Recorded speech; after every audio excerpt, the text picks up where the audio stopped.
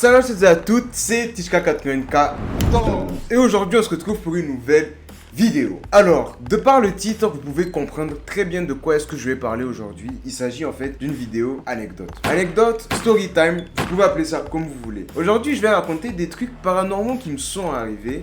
Et franchement, je trouve ce concept intéressant parce que quand j'y repense dans ma vie, il y a plein de trucs assez bizarres auxquels j'ai assisté et j'ai jamais pris le recul nécessaire pour les comprendre et interpréter et voir qu'en fait, c'était paranormal. Et du coup, c'est ce que je vais vous raconter aujourd'hui. Il y aura exactement 3 anecdotes. Restez bien attentifs parce que parmi ces 3 anecdotes, il y en aura une qui sera fausse. Et à vous de me dire dans les commentaires laquelle est fausse. À vous de deviner. Est-ce que vous avez l'esprit critique? Est-ce que vous êtes assez malin? Parce que parmi vous là, je vois, il y a des i. Bon, désolé, j'ai pas envie de vous insulter, vous êtes gentil. Cœur sur vous.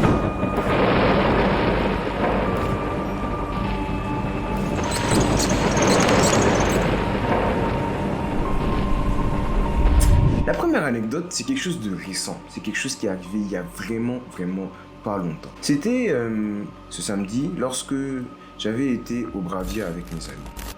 Tranquillement, on est allé, on a mangé, on a commandé des pizzas. Mais franchement, les pizzas étaient bonnes. Du coup, comme on dit, mon tour plein. Je dis pas la suite. Non.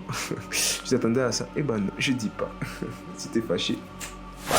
Voilà. Maintenant, on a payé, on allait partir. Comme on est des Africains, il est trop curieux. On s'était dit, hey, on y va voir l'ascenseur, à quoi il ressemble. Comme l'ascenseur du Bravia, il a une particularité, c'est qu'il a une face qui est vitrée. Du coup, on voit l'extérieur de l'hôtel à partir de cette face. On voit vraiment l'évolution des étages et tout. On décide de prendre cet ascenseur. On arrive au 5e étage, on sort et puis on regarde, on dit, waouh, purée, genre. À l'intérieur, c'était vraiment particulier parce qu'on avait l'impression qu'il y avait un deuxième hall en fait. C'est-à-dire que en bas, il y a un hall gigantesque, luxuriant, genre vraiment ça respire la bourgeoisie là-bas. Et quand on monte, on voit un endroit qui n'est pas le hall mais qui ressemble beaucoup. Il faut vraiment le voir pour ressentir ce qu'on a ressenti. Mais là n'est pas l'événement important. Tout ça, c'est des détails. On était 3. Il y avait moi et il y avait 2 de mes potes. Mes 2 potes étaient en train de faire le tour et puis ils voient qu'à l'étage dessus, parce qu'en fait, comment est-ce que c'était composé? Il y avait un premier étage, il y avait un deuxième étage, un troisième étage, et nous on était au 5e. Tu sais qui faisait qu'au 5e, il y avait des sortes de balustrades qui faisaient qu'on pouvait voir les autres étages. T'as un niveau, tu peux voir ce qui se passe un peu à l'autre niveau, mais c'est vraiment des balustrades quoi. C'est comme si chaque chambre donnait à une sorte de couloir et puis quand t'es en dessous, tu peux voir le couloir. Du coup maintenant mes potes se baladent et puis à un moment, ils voient une jolie demoiselle. Genre vraiment... Une demoiselle, quand tu la vois, tu te dis waouh. C'est là on a compris que, femme là, faut pas, hein. Vraiment mon ami, si tu vois femme là, il faut pas chercher à aller plus loin que ça. Tu vois, tu kiffes, tu passes. Ils m'ont dit, hey, regarde la go là. Je dis, ouais, c'est vrai, elle est mignonne. Et puis j'ai continué ma route. Eux, ils étaient en train de l'observer comme ça. Ils disaient, waouh, hey, elle là, on va pas la laisser comme ça. Il y a parmi eux là, il y en a un qui dit, bon, franchement, il va tenter le tout pour le tout. Il va prendre ce numéro. Sachant qu'elle était à un étage au-dessus de nous, on était au 5e, et puis la go elle était à l'étage 6. Elle nous voyait, mais je sais pas si elle avait fait attention à nous. Du coup, maintenant, mon pote prend l'ascenseur. Avant de parler d'ascenseur, il faut qu'on parle de quelque chose qui est même arrivé. On aurait dû se dire qu'il y a un problème en fait. On était en train de chercher l'escalier pour pouvoir monter à l'étage directement. Comme ça, on n'avait pas à prendre l'ascenseur parce que l'ascenseur, ouais, j'ai le temps de l'appeler, on allait perdre du temps. On voulait prendre l'escalier.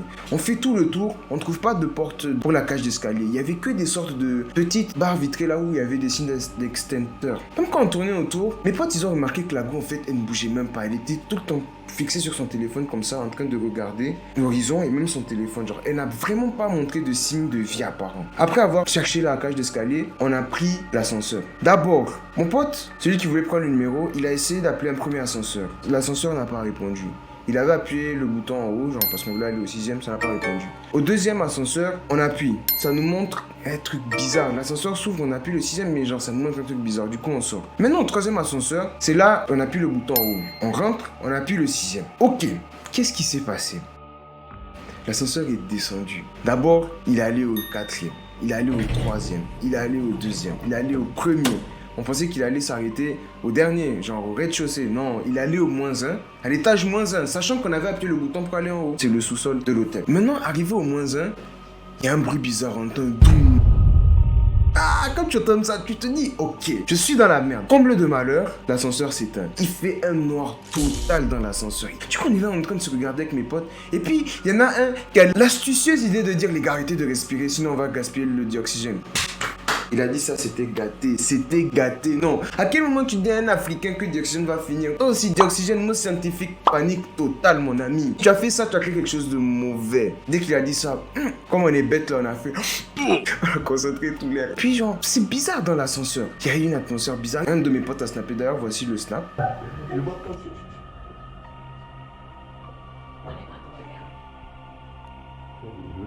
L'ascenseur. Il n'y avait pas de courant pendant genre 1 minute et demie, quoi. Ça commençait à devenir vraiment angoissant. Il y a eu un autre son strident, une sorte de...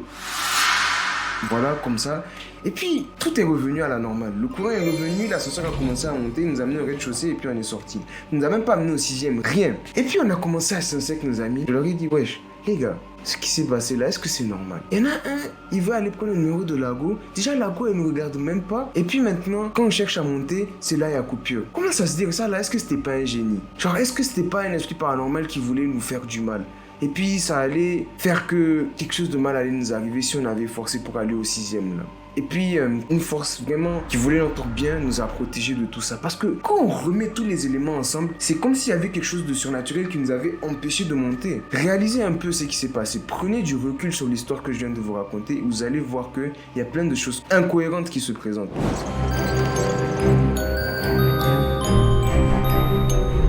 Maintenant les gars, pour cette deuxième anecdote, ça se passe dans un autre lieu qui n'est pas Niamey, c'est plutôt mon village. C'était en 2017 lorsque j'étais allé en vacances. Et durant ce séjour, il y a un événement vraiment particulier qui m'est arrivé. Quelque chose qui m'a marqué et dont l'essence même de l'événement, vous allez voir en fait. Alors c'était une nuit, aux alentours de 19h30. Déjà en fait ce qu'il faut savoir c'est qu'en 2017, dans la zone de mon village, il y avait un couvre-feu à 21h. Parce que c'est une zone là où Boko Haram a beaucoup sévi et continue à sévir. Les habitants, voilà, à partir d'une certaine heure, 20h30, 20h50, tout le monde est chez lui quoi, je cherche pas à trop se balader.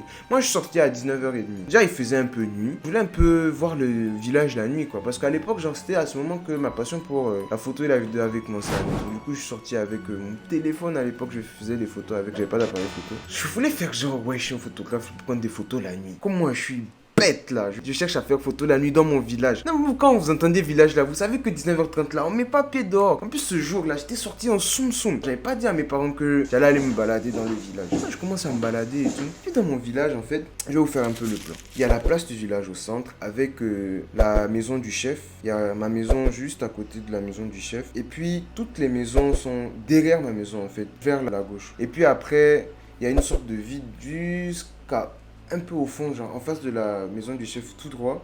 Dans cette zone, quand on va tout droit, bah voilà, il n'y a pas grand chose. Il y a juste un grand arbre. Il n'y a pas vraiment de lumière. Genre le village, il est vraiment un peu sombre. Pas un peu, mais beaucoup sombre en fait. Du coup, moi, je me suis dirigé dans cette zone assez sombre avec l'arbre. Je me suis dit, oui, peut-être qu'il n'y a pas beaucoup de monde. Je pourrais voir des trucs intéressants. Même s'il y a des gens, je pourrais les prendre en photo. Bref, j'avais vraiment dans ma tête une vision créative tellement bête. Parce que ouais, la nuit au village, même vous voyez que ça n'a pas de sens en fait. Je continue, tranquillement je vais vers ma quête de l'image. Et puis c'est là, je vois une sorte de lumière au fond, genre un truc si mystique du rouge orange. Je me dis, ah peut-être c'est un animal de nuit. Et je m'approche de ça. Je garde quand même mes distances, genre parce que le truc était quand même à 50 mètres de moi. Je m'approche un peu à un bail comme 25 mètres quoi. Genre pas quelque chose qui va me mettre en danger.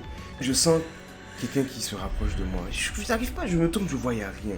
Puis c'est là, je faisais mouvement de droite à gauche, et puis je sens quelque chose devant moi qui vient, qui me regarde dans les yeux. J'ai pas su identifier c'était quoi exactement, mais c'est une créature surnaturelle, qui faisait noir, elle a raccroché comme ça, mais heureusement, quand je vous dis heureusement, mais genre vraiment de justesse, il y avait un de mes oncles avec qui je chillais tout le temps, qui m'avait suivi pour voir où j'allais aller en fait. Je n'avais même pas remarqué qu'il était là, il me suivait. Et puis à ce moment-là, quand la créature a cherché à m'attraper, à me mettre dans ses bras et m'amener avec elle, l'oncle est venu, il m'a tiré. La chose a disparu.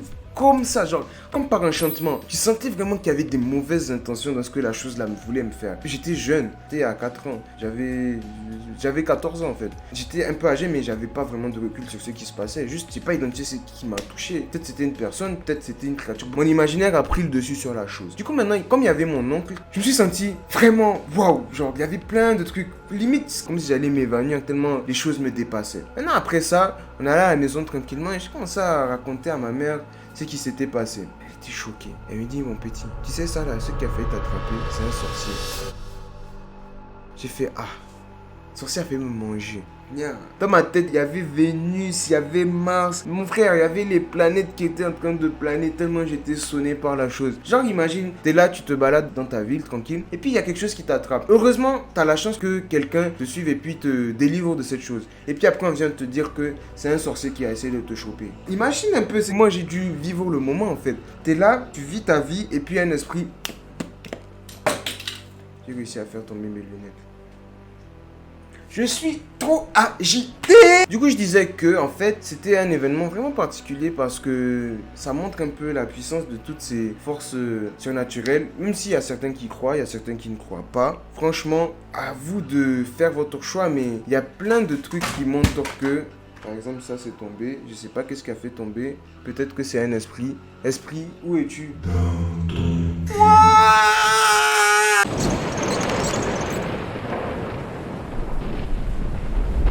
Bon, maintenant les gars, nous allons passer à la troisième et dernière anecdote paranormale. Celle-là, elle se passe pendant les vacances de 2018 à 2019. C'était l'année où j'étais revenu au Niger en fait. Là où j'avais fini mes 2 années de Burkina, j'allais revenir m'installer à Niamey tranquille. Maintenant, je fais un chill avec mes potes. Tout semblait bizarre parce que la veille du chill, il y avait une pluie vraiment forte, des éclairs forts, une tempête, t'as peur.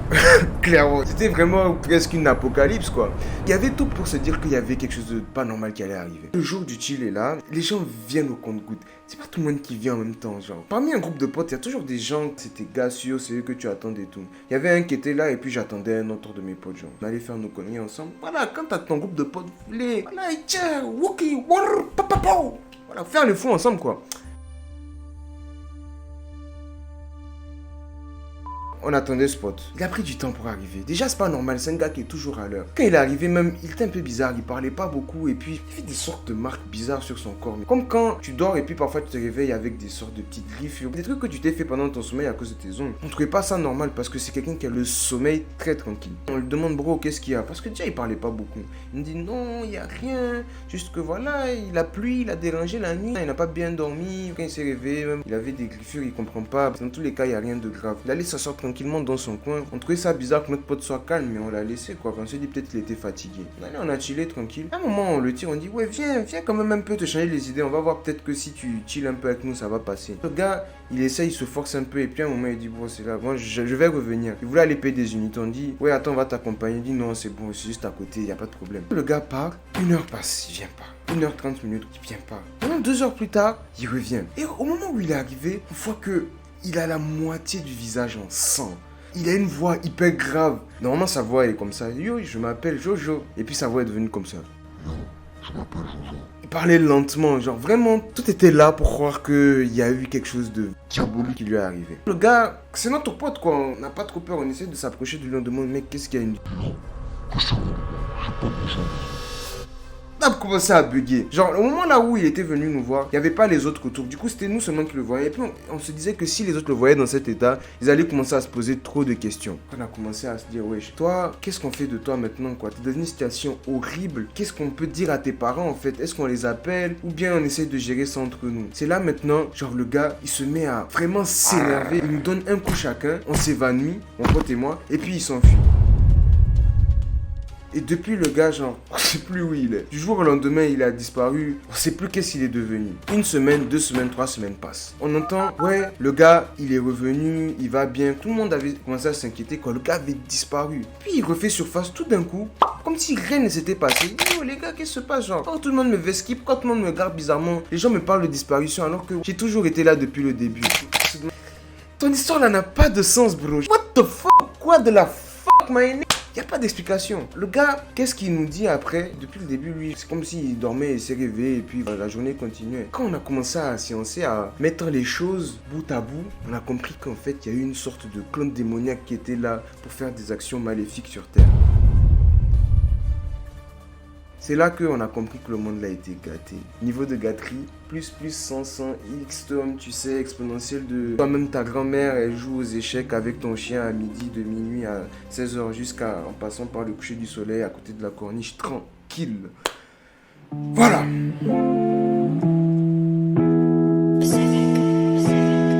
Bon, cela dit, j'espère que cette vidéo vous aura plu et je rappelle encore que parmi ces 3 anecdotes, il y en a une qui est fausse. À vous de deviner. Et croyez-moi, ce n'est pas la plus évidente des 3. Franchement, à vous de voir. Faites jouer votre esprit critique, analysez bien, dites-moi dans les commentaires quelle est l'anecdote selon vous qui est fausse. J'espère que cette vidéo va vous plaire, que vous avez pris du plaisir à la regarder parce que moi, j'ai vraiment aimé vous raconter, vous faire part de ces événements qui me sont arrivés. Et voilà, cette vidéo prend fin. Je t'invite à lâcher un gros pouce bleu et à t'abonner à la chaîne. Il y a plein de nouvelles choses qui arrivent. Je te dis à la prochaine. Bye bye, c'était Teachka 84.